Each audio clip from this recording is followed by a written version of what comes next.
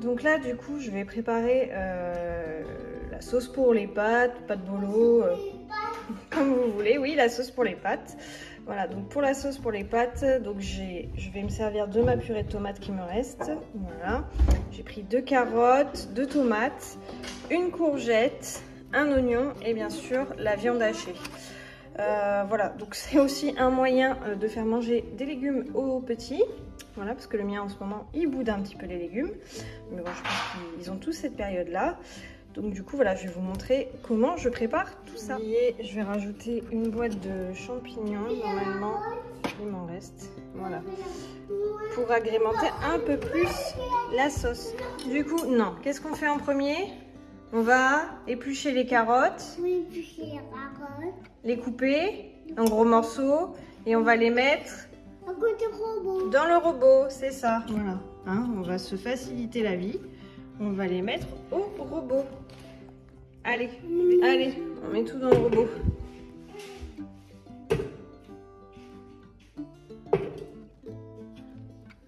Hop, allez, c'est bon, tu peux mettre les oignons dans le robot.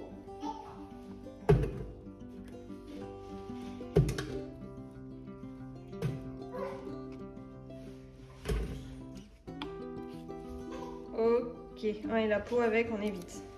Voilà, super. On va mixer 15 secondes. Oui, attends, 15 secondes. Vitesse 8. Moi, je pense que même 10 secondes, ça serait mieux. Voilà. Tiens, tu veux le faire ou c'est maman qui fait?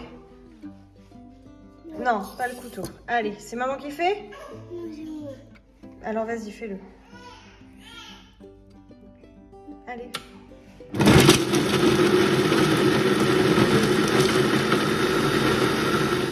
Donc là, on va faire revenir les carottes et l'oignon. Donc, à feu moyen, quelques minutes. Donc maintenant, autour de la courgette.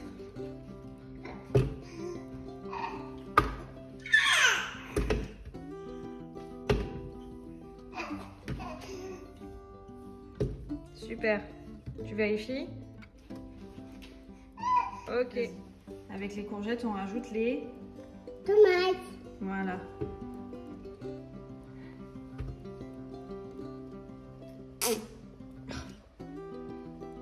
Allez.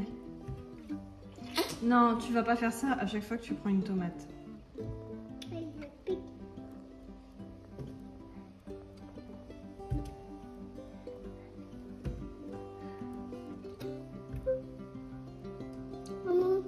Voilà, idem, on hache finement. Donc l'avantage quand on fait ça, c'est qu'avec les petits, ils ne peuvent pas trop faire le tri. Ça va bien se fondre dans le décor, si on peut dire ça comme ça. Donc je vais rajouter tout ça aux carottes et aux oignons. Voilà, donc j'ai rajouté. Tu veux sentir? Bah viens. Donc là on laisse un petit peu réduire, pas longtemps. Et puis oui, je vais te faire sentir. Et ensuite on va rajouter la viande. Du coup, je vais rajouter la viande. Et donc, si vous vous posez la question de savoir pourquoi je fais pas au Monsieur Cuisine directement la sauce, c'est parce qu'en fait, le problème du tout premier Monsieur Cuisine, c'est que les lames, même en mode marche arrière, elles ont tendance à trop hacher, quoi. Donc, à la fin, je vais me retrouver avec une soupe plus qu'autre chose. Donc, c'est pour ça, je préfère hacher tout dans le robot et mettre à mijoter sur le feu. Voilà, c'est plus pratique pour moi. Et puis ça me fait gagner du temps parce que d'habitude je coupe tout à la main. Du coup là j'ai rajouté la viande, je vais ensuite mettre les champignons. Je pense que je vais les hacher aussi histoire de bien les réduire en morceaux pour pas non plus laisser faire le tri. Et après sauce tomate, sel, poivre et de quoi assaisonner tout ça. Maintenant que j'ai rajouté les champignons, je vais venir mettre la sauce tomate. Remettre un peu d'eau histoire de récupérer ce qui reste dans le fond de la bouteille et ensuite on va faire mijoter tout ça. J'ai salé, poivré, j'ai rajouté 2 feuilles de laurier et maintenant on laisse mijoter minimum 30 minutes. Je vous reprends ici en voix off, on va passer du coup à une quiche qui pareil va plaire aux enfants. Dans un premier temps, je vais du coup faire préchauffer le four à 180 degrés. Et ensuite je vais préparer tout, donc je vais, vous allez le voir, couper les courgettes et les tomates pour les faire revenir à la poêle.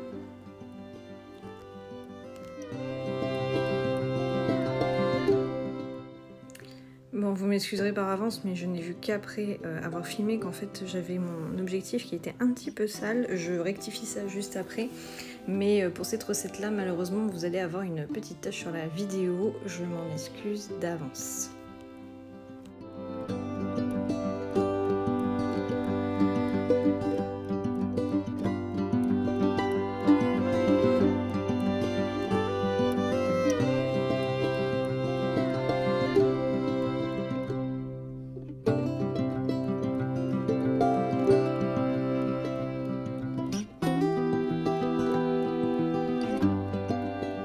Je coupe donc les courgettes en petits morceaux, enfin petits moyens, mais pas trop gros pour qu'ils puissent cuire assez rapidement. Je mets tout ça dans la poêle et puis donc après je vais rajouter les tomates. Le but ça va être de faire revenir à feu moyen sur le feu tout simplement, et ensuite on viendra y ajouter du coup les vaches qui rient. Voilà, donc ça c'est vrai que ça apporte un petit goût assez doux et le fromage en général les enfants aiment bien. Nous on aime bien ça à la maison, mais c'est vrai que c'est un petit plus quand je fais cette quiche. Après vous pouvez la faire avec d'autres légumes, vous pouvez aussi la faire avec des lardons. Vous allez voir que moi je vais mettre du jambon. Enfin voilà, c'est vraiment... De toute façon l'appareil à quiche dans tous les cas reste le même, ensuite vous l'agrémentez comme vous le voulez, mais voilà, moi je vous partage ma recette, mes idées, et si jamais vous les testez, je suis curieuse de savoir si ça vous a plu et je vous laisse me dire ça en commentaire.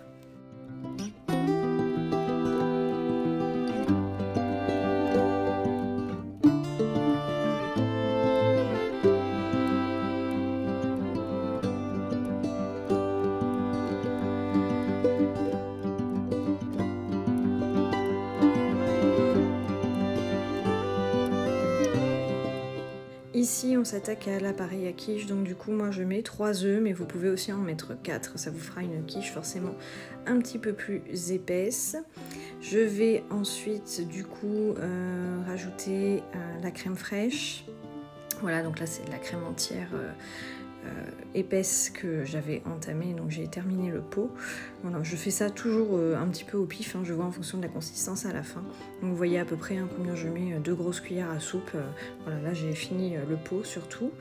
Et donc je vais mélanger tout ça et je viendrai rajouter un tout petit peu de lait demi-écrémé, histoire de rendre la chose un petit peu plus liquide et que ça se répartisse mieux au moment où je vais le mettre dans le moule.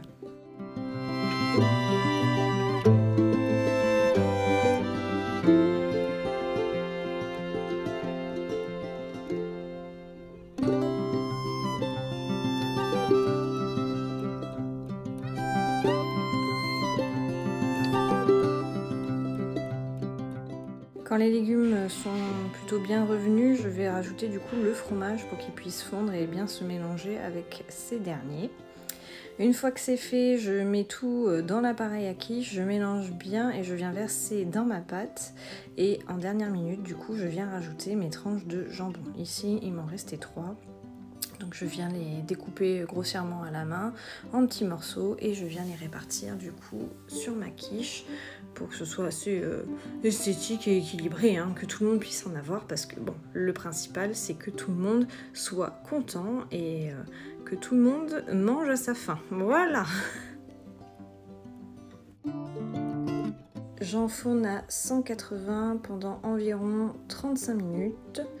Voilà, histoire que la quiche soit bien dorée, à surveiller en fonction de votre four bien entendu. Voilà le résultat, accompagné ensuite d'une petite salade, c'est parfait. Pour cette dernière recette, nous allons donc faire de la brioche maison. Donc je vais suivre toutes les étapes avec le robot. Voilà, donc si vous avez envie de la reproduire, vous pouvez la reproduire avec les étapes du robot. Si vous n'avez pas de robot, vous pouvez bien entendu la faire à la main. C'est juste que bon, toute la partie pétrissage est un petit peu plus fastidieuse, hein. Voilà, c'est pour ça que moi je suis bien contente d'avoir un robot juste pour ça. Et du coup, si vous avez le Monsieur Cuisine ou un Thermomix, ça sera facile, surtout que vous avez déjà les recettes intégrées. Donc voilà, du coup, c'est parti, on réalise une brioche.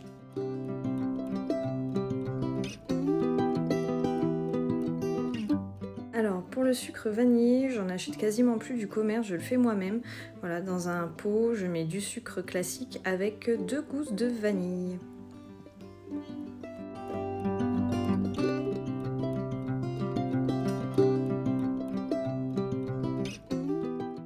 À la partie que j'aime un peu moins et qui est un peu plus sport, c'est-à-dire sortir la pâte du robot.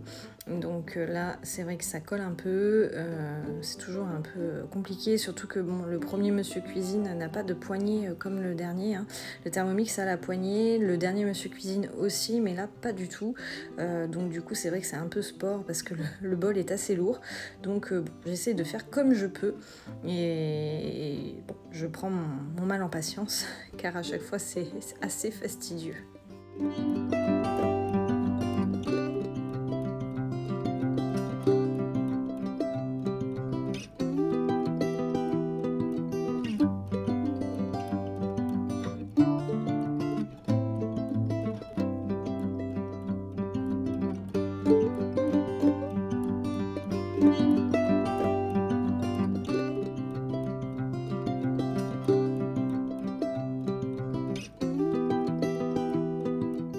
Au bout d'une heure, la pâte a bien gonflé. Du coup, je vais faire l'étape suivante, c'est-à-dire que je vais préchauffer le four à 50 degrés. Et moi, je vais venir étaler ma pâte sur le plan de travail pour pouvoir la dégazer. Donc du coup, pour dégazer une pâte, en fait, il faut venir rabattre les bords sur le milieu. Et le faire plusieurs fois, mais pas trop non plus, parce que sinon vous allez abîmer l'effet de la levure. Voilà, donc vous le faites plusieurs fois et ensuite je vais répartir donc 3 pâtons. Entre temps j'ai eu un petit coup de main, comme vous pouvez le voir, c'était surtout pour goûter la pâte crue. Voilà, mais j'ai des petites mains qui sont venues m'aider. Donc normalement le mieux c'est de peser vos pâtons pour que ce soit à peu près équilibré, mais là j'ai fait à l'œil. Bon, effectivement il y en avait un qui était un peu plus petit que les autres, mais sur le résultat final ça se voit pas trop, donc c'est pas trop grave. J'avais bien huilé mon moule pour pouvoir la sortir après cuisson et que ce soit plus facile pour moi. On va venir du coup mettre nos 3 pâtons dans le four et au bout d'une heure à 50 degrés, voilà ce que ça donne. Donc ça a bien poussé. Je suis plutôt contente. Donc on va pouvoir ajouter le lait avec un jaune d'œuf pour la dorure et du sucre en morceaux. Voilà. Et voici le résultat, une belle brioche. J'espère que ces recettes vous auront plu, n'hésitez pas à vous abonner, à bientôt!